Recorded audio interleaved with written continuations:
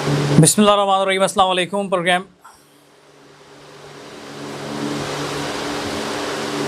बिस्मिल्लाहिर्रहमानिर्रहीम। अस्सलाम वालेकुम। मैं उसामा ज़ाहिद हूँ। हमारे डिजिटल प्लेटफॉर्म पे खुशामदीद। नाज़रीन, मुसलसल मैं बात करता आया कि ये जो जंग जिसका आगाज़ हो चुका है, इसका इख्तिताम नहीं है।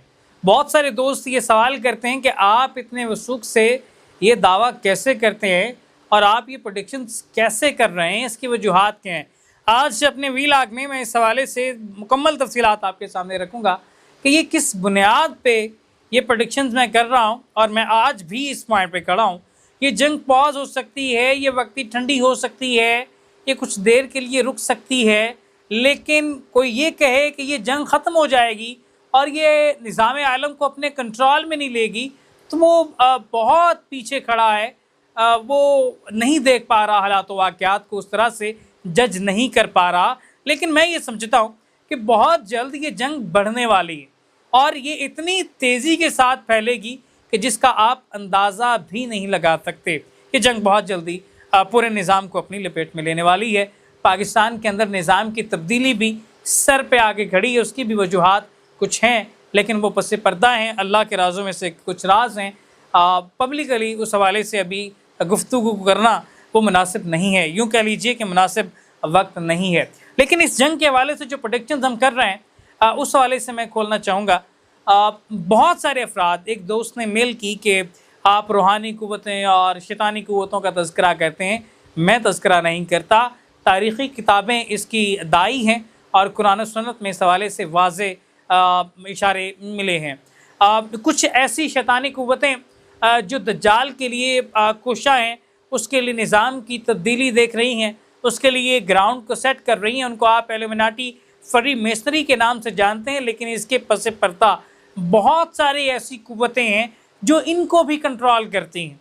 और ये सारी क़ुव्वतें जो नेतन्याहू है, इसराइली प्राइम मिनिस्टर और अमेरिकन प्रेसिडेंट, इन सारे लोगों को कठपुतली की तरह यूज़ करते हैं, उनकी हाथों में खेलते हैं।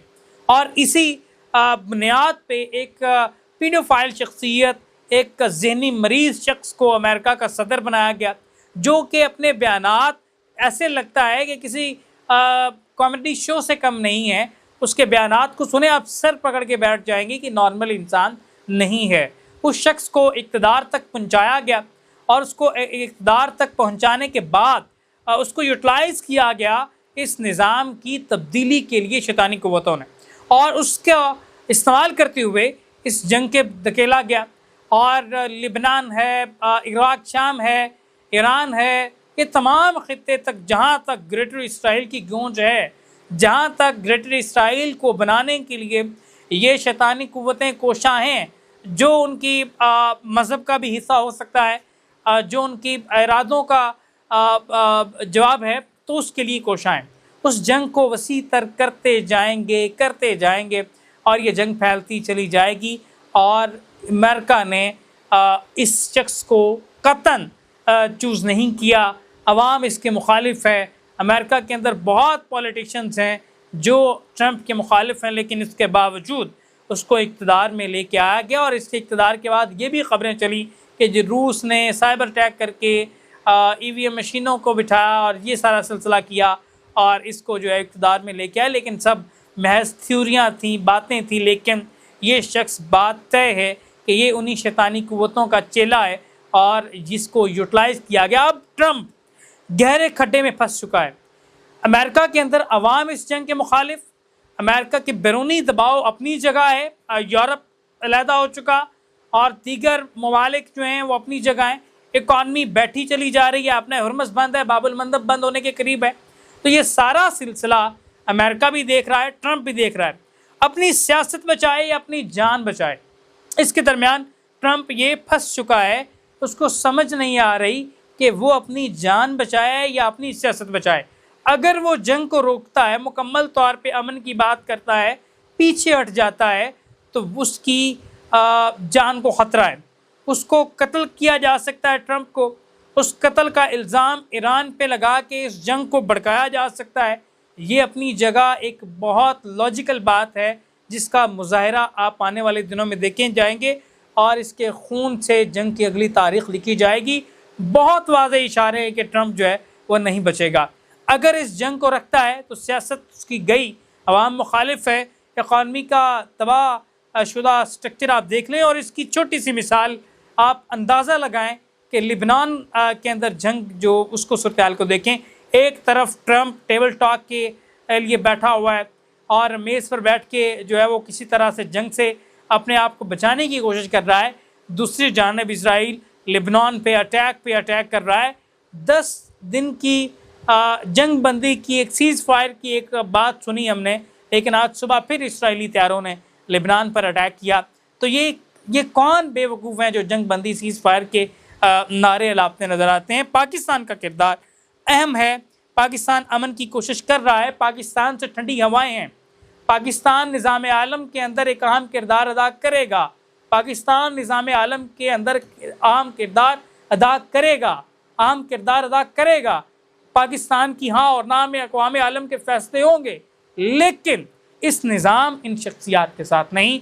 पाकिस्तान मशरिक़ वुस्ता के अंदर एक बड़ी तब्दीली का सबब बनेगा। पाकिस्तान से ठंडी हवाएं आएंगी, लेकिन इन शख्सियात और इस निज़ाम के साथ नहीं है।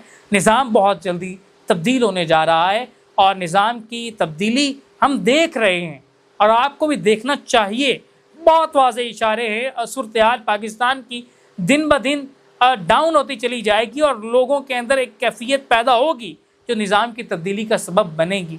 और ये हालात व वाक़यात की बेहतरी के जो ख्वाब देखे हुए हैं उनके लिए ये एक मौजूदा सिचुएशन में घंटी की सी सूरत-ए-हाल है, देख रहे हैं, नज़र आ रहा है और वाज़ेह इसके इशारे मौजूद हैं। तो देखना ये है कि यहाँ पे कौन कैसा किरदार अदा करता है, कौन किस तरह की सिचुएशन क्रिएट करता है, पाकिस्तान क्या किरदार अदा करता है, ये आने वाले दिनों में यहाँ पे वाज़ेह हो जाएगा। लेकिन ये जंग कतन रुकने वाली नहीं है, ये बढ़ेगी। कुव्वतें पीछे से सर पकड़ के बैठी हैं। सालेहीन की एक जमात हज़रत महदी के लिए कोशां है, वो उनसे उनके उस निज़ाम इस्लामी निज़ाम के लिए अपनी तय कोशिशें कर रही हैं। लेकिन ट्रंप और उसके हवारी और शैतानी कुव्वतें, उसके चेले के तमाम ये इस जंग को बढ़ावा देंगे। ग्रेटर इज़राइल ये समझता है कि जो भी इस जंग बंदी की वजह बने, जो सीज़ फायर की बात करे, जो इस निज़ाम को कूल डाउन करने की कोशिश करे, वो ग्रेटर इज़राइल के बनने के दरमियान रुकावट है। और यही माइंडसेट इस जंग को तवील होता इसका नज़र आ रहा है। और ये बातें बहुत वाज़ेह थी, बहुत वाज़ेह इशारे थे। और इस हवाले से मैंने गुज़श्ता दिन एक ट्वीट भी किया है मेरे यूट्यूब चैनल और ट्विटर हैंडल पे जाके आप वो देख सकते हैं। इस तमाम सूरत-ए-हाल पे आइंदा दिनों में भी हम तफसीली बातचीत करते रहेंगे। अपने मेज़बान उसामा ज़ाहिद को दीजिए इजाज़त। अल्लाह ने के बाद।